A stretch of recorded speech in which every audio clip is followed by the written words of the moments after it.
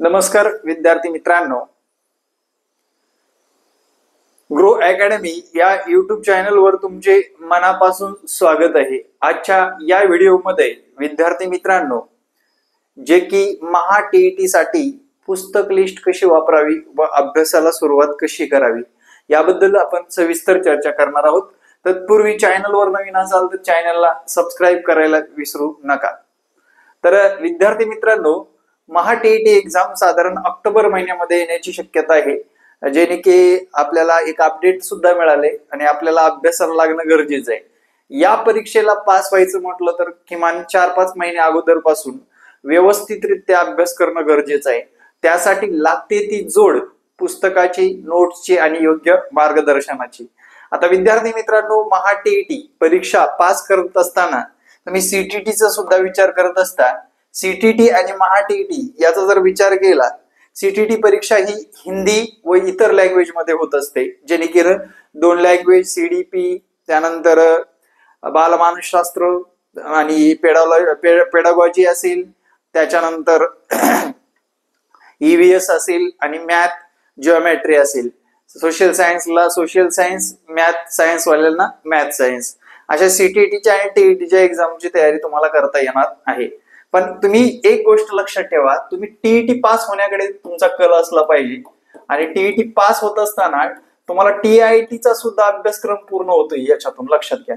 आता या महा टीईटीचा 3.5% पेक्षा जास्त आतापर्यंत रिझल्ट लागलेला नाही, म्हणजे योग्य मार्गदर्शन मिळत नव्हतं विद्यार्थ्यांना, विद्यार्थ्यापर्यंत नोट्स जात नव्हत्या, बऱ्याच प्रॉब्लेम होते। पण आता सगळं काही तुम्हाला घर बसल्या उपलब्ध करून दिलेलं आहे ग्रो अकॅडमीच्या माध्यमातून। विद्यार्थी मित्रांनो, लक्षात घ्या, आपली टीईटीची बॅच चालू आहे। ज्या विद्यार्थ्यांना घ्यायचंय त्यांनी मला या संपर्क क्रमांकावर टीईटी 2025 असा मेसेज केला तरी तुम्हाला माहिती मिळून जाणार आहे। आणि हा संपर्क क्रमांक व्हॉट्सअप आहे, तसेच कॉलिंग सुद्धा आहे। पण व्हॉट्सअप केल्यानंतर तुम्हाला माहिती मिळून जाईल आणि त्या माहितीनुसार तुम्ही ऍडमिशन सुद्धा घेऊ शकता। आणि समाजामध्ये एकदा विचारा की बाबा टीईटी पास झाला, टीआयटी सुद्धा झाला, शिक्षक झाला, कोणत्या अकॅडमीचं मार्गदर्शन घेत होतास एवढं विचारा आणि आपल्या अकॅडमीचं नाव आल्यानंतर आपल्याकडे ऍडमिशन घेऊ शकता। तुमच्या वेळेनुसार पाहता येतं, लाईव्ह क्लास असतात, रेकॉर्ड असतं आणि तुम्हाला आवश्यक असणाऱ्या नोट्स सुद्धा उपलब्ध करून दिलेल्या आहेत। आणि आजच्या या व्हिडिओमध्ये आपण हे पाहणार आहोत, जे की महा टीईटी साठी सेल्फ स्टडी करत असताना कोणत्या पुस्तकाचा यूज करावा आणि कोणते पुस्तक कसे हाताळावे। आता विद्यार्थी मित्रांनो, जनरली आपण महाराष्ट्रामध्ये राहतो आणि मराठी भाषा निवडली नाही असं होणार नाही। मराठी भाषा साठी तुम्हाला 30 प्रश्न विचारले जातात आणि तुम्हाला पुस्तक वापरायचे मित्रांनो, बाळासाहेब शिंदे सरांचं पुस्तक वापरायचे मराठी व्याकरणासाठी। आणि विशेष म्हणजे मागील पेपरचा अभ्यास करून अभ्यासाला सुरुवात करायची। लक्षात घ्या, मागील पेपरचा अभ्यास करत असताना अभ्यासाला सुरुवात करायची। तुम्हाला आतापर्यंत ज्या काही 8 टीईटी एक्झाम झाल्या त्याच्यामध्ये जर विचारात घेतलं तर विद्यार्थी मित्रांनो, प्रत्येक पेपरचं पॅटर्न एका रिदम मध्ये आहे, म्हणजे प्रश्नांची पातळी फक्त आपल्याला चढ उतार दिसून येईल। पण एक टॉपिक विचारला असेल तर ते कंटिन्युअसली तो टॉपिकवर प्रश्न येणार। आता फॉर एक्झाम्पल म्हटलं तर अलंकारावर प्रश्न टीईटी परीक्षा हमखास विचारते। पहिल्या पेपर पासून ते आतापर्यंत झालेल्या सगळ्या एक्झाम मध्ये अलंकार हा घटक विचारला गेलेलाच आहे, म्हटल्यानंतर त्याचा अभ्यास करणं आपलं गरजेचं आहे, परफेक्शन त्यामध्ये येणं गरजेचं आहे। त्यामुळे मराठी व्याकरणासाठी बेस्ट पुस्तक म्हटलं तर बाळासाहेब शिंदे सरांचं पुस्तक तुम्ही वापरू शकता।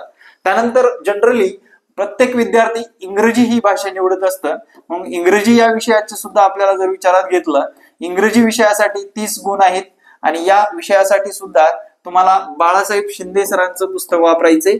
जबरदस्त शिंदे सरांनी हे पुस्तक डिझाईन केलेलं आहे। याच्यामध्ये जसं की बाबा direct indirect, change the voice, punctuation mark, articles, याच्यावर जे काही प्रश्न येत असतात ते कायम तुम्हाला 8 पेपर मध्ये मागच्या 8 सीझन मध्ये सुद्धा दिसून आलेले असतील आणि काठिण्य पातळी कमी जास्त असते, म्हणून बाळासाहेब शिंदे सरांचं पुस्तक तुम्हाला इथे बेस्ट ठरेल। आता त्यानंतरचा जर विषय बघितला मित्रांनो, बालमानसशास्त्र, जे की बऱ्याच विद्यार्थ्यांना याच्या नोट्स भेटत नसतात। बालमानसशास्त्राच्या मानसशास्त्र करत असताना लक्षात घ्या, याच्यामध्ये काय करायचं बघा, लक्षात घ्या। तर सर्वात प्रथम तुम्ही डीएड आणि बीएड केलेलं आहे, त्यावेळेस आपल्याला बालमानसशास्त्र अध्ययन अध्यापन पद्धती शिकवलेली असते. त्याचा यूज तुम्हाला आता करायचा आहे. याला सुद्धा 30 गुण देण्यात आलेले आहेत. पुस्तक वापरताना गव्हर्नमेंट पुस्तक वापरा मित्रांनो. याच्यामध्ये बघा, शिक्षणशास्त्र हे एक पुस्तक आहे ज्याचं बेसिक कच्चं आहे आणि शिक्षणशास्त्र 12वीचं पुस्तक तुम्हाला वापरायचं आहे. त्यानंतर तुम्हाला फडके प्रकाशनचं हे 80 रुपयाचं पुस्तक तुम्हाला घ्यायचं फक्त बास. तुम्हाला हे ऑनलाईन पण उपलब्ध असेल किंवा बुक स्टॉलवर सुद्धा उपलब्ध असतं. हे 80 रुपयाचं पुस्तक तुम्हाला खऱ्या अर्थाने 25 मार्कापर्यंत पोहोचून देत असतं. आणि याचं मार्गदर्शन म्हटलं तर मी स्वतः विषय शिकवायला घेतलेला आहे. व्यवस्थितरित्या पॉइंट टू पॉइंट सगळ्या कायदे असतील, उपपत्ती असतील, शास्त्रज्ञ असेल तर आपल्या क्लासला जॉईन झाल्यानंतर आपल्याला त्याचं मार्गदर्शन सुद्धा मिळणार आहे. तर पुस्तकाचं नाव आहे फडके प्रकाशन बालमानसशास्त्र. लक्षात घ्या, फडके प्रकाशनचं पुस्तक आहे. तुम्ही ते घेऊ शकता आणि अभ्यास करू शकता मित्रांनो, लक्षात घ्या. त्यानंतर विद्यार्थी मित्रांनो, मॅथ येतं, गणित, अंकगणित व बुद्धिमत्ता व जिओमेट्री या सर तिन्ही घटकावर प्रश्न आलेले आहेत. म्हणजे कालमापन जर विचार घेतला बुद्धिमत्ताचा घटक आहे. भूमितीवर प्रश्न येतात, त्यानंतर बुद्धिमत्ता या घटकावर प्रश्न येतात. पुस्तक वापरत असताना कोणतं पुस्तक वापरावं आणि कोणत्या पुस्तकातून अभ्यास केल्यानंतर आपल्याला या विषयामध्ये सुद्धा पैकीच्या पैकी गुण मिळवता येतील. तर विचारात घ्या मित्रांनो. तुम्हाला एक पुस्तक सांगतो, पंढरीनाथ राणी सरांची पुस्तक वापरायचे तुम्हाला. रिझनिंग असू द्या, मॅथ असू द्या किंवा जिओमेट्री असू द्या. कोणते सर? पंढरीनाथ राणी. जबरदस्त डिझाईन पुस्तकाची. पंढरीनाथ राणे सरांचं पुस्तक वापरायचे. आणि मागच्या पेपरमध्ये जे टॉपिक विचारलेले आहेत ते कोणत्याही पुस्तकातून केला तरी तुम्हाला काही हरकत नाही. म्हणजे मागच्या पेपरचा तुम्हाला आधार घ्यायचा आहे. आता बऱ्याच विद्यार्थ्यांचं म्हणणं असतं, सर मागचे पेपर कोणाचे घ्यावे? तर विद्याभारती प्रकाशनचे घ्यावे. लक्षात घ्या, कोणाचे घ्यावे? विद्याभारती प्रकाशनचे मागील पेपर 1 असू द्या किंवा 2 असू द्या, साधारण 150 ते 200 रुपयाच्या मध्ये त्याची किंमत असते. पेपर 1 चे 150 रुपये आणि पेपर 2 चे 150 रुपये. विद्यार्थी मित्रांनो, अशा पद्धतीने तुम्हाला पुस्तकं वापरायची आहेत. त्यानंतर जो विषय येतो EVS म्हणजे इन्व्हायरमेंटल स्टडीज, जे की फर्स्ट पेपर वाले आहेत. इन्व्हायरमेंटल स्टडीचा विचार केला, भूगोल आहे, इतिहास आहे, विज्ञान आहे, पर्यावरण आहे व इतर चालू घडामोडीवर प्रश्न आलेले असतात. त्यावेळेस काय करायचं बघा, लक्षात घ्या. इतर सगळ्या या गोष्टीचा जर विचार केला तर EVS ला तुम्हाला आपल्या नोट्स वापरला तर खूप बेटर ठरेल. आणि जर पाठ्यपुस्तकं तुम्हाला करावे लागणार आहेत आणि आपण या पाठ्यपुस्तकाच्या नोट्सच तयार केलेल्या आहेत, त्या तुम्हाला घरपोच सुद्धा प्रिंटेड मिळणार आहेत. त्या घरपोच सुद्धा तुम्ही मागवू शकता. आणि थोड्याफार प्रमाणामध्ये आपण जे काही महत्वाचे विषय आहेत त्याचं काय करत असतो, लेक्चर सुद्धा घेत असतो. त्यामुळे EVS या विषयाला सुद्धा डावलून चालणार नाही. याच्यामध्ये 5-10 मार्क आले तर आपल्याला 90 मार्कापर्यंत पोहोचता येत असतं. हे झालं मित्रांनो पुस्तकाचं विचारात घ्या. आणि फर्स्ट पेपर 1, 2, 3, 4 आणि 5 विषयाचे फर्स्ट पेपरचे पुस्तकं झाली. आता बरेच विद्यार्थी सेकंड पेपर आहेत. सेकंड पेपर असला तरी लक्षात घ्या, हे विषय तुमचे बदलणार आहेत का? नाही बदलणार. हेच पुस्तक वापरा सेकंड पेपर वाल्यांनी सुद्धा, जेणेकरून तुम्हाला मार्क चांगले येतील. जे की मराठी निवडा, इंग्रजी निवडा आणि त्यानंतर तुम्हाला मानसशास्त्र सुद्धा निवडायचं आहे. म्हणजे येतच ऑटोमॅटिकली. आणि ज्यांचं मॅथ सायन्स आहे त्यांनी मॅथला तर घ्यावंच लागणार आहे. आणि ज्यांचं हे आहे सामाजिक शास्त्र, त्याला EVS चा अभ्यास करत करत सामाजिक शास्त्राचा सुद्धा अभ्यास करावा लागतोय. फक्त काठिण्य पातळी वेगवेगळी असणार आहे. आता विद्यार्थी मित्रांनो, ह्याच्यासाठी कोणाचं पुस्तक वापरायचं? विज्ञान या विषयासाठी आणि सोशल सायन्स साठी काय करायचं याबद्दल पण आपण बोलू. आता विज्ञान हा विषय जर विचारात घेतला तर साधारण 30 गुणाला आहे मित्रांनो. 8वी 9वी 10वी वाचल्याशिवाय पुढे जाऊ नका. 8वी 9वी 10वी या वर्गाचे तुम्हाला विज्ञान सायन्स या घटकाचे अभ्यासक्रम पूर्ण करायचे आहेत. त्याच्यातून तुम्हाला साधारण 25 प्रश्न सुद्धा 8वी 9वी 10वी या वर्गातून आलेले दिसून येतील. त्यामुळे विद्यार्थी मित्रांनो, विज्ञान विषयाला न डावलता सुद्धा तुम्हाला या पुस्तकातून अभ्यास करायचा आहे.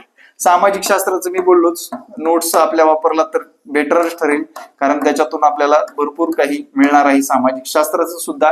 आणि विद्यार्थी मित्रांनो, आता पेपर 1 असेल त्याला 1ली ते 5वी या वर्गासाठी त्याची निवड होण्यासाठी पात्रता परीक्षा पास पेपर 1 पाहिजे.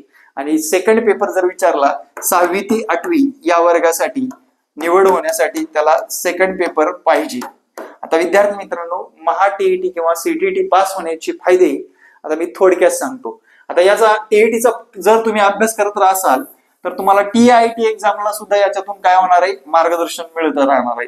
का विषय काय आहे, जे की टीईटीचा आणि टीआयटीचा जर बघितला, मॅथ आहे, रिझनिंग आहे, हे तर झालंच झालं, मराठी आहे, इंग्रजी आहे, मराठी आहे, इंग्रजी आहे आणि बालमानसशास्त्र कल आवड समायोजन सुद्धा आहे. त्यामुळे विद्यार्थी मित्रांनो तुम्हाला त्या टीईटी सोबत टीआयटीचा सुद्धा अभ्यास होणार आहे.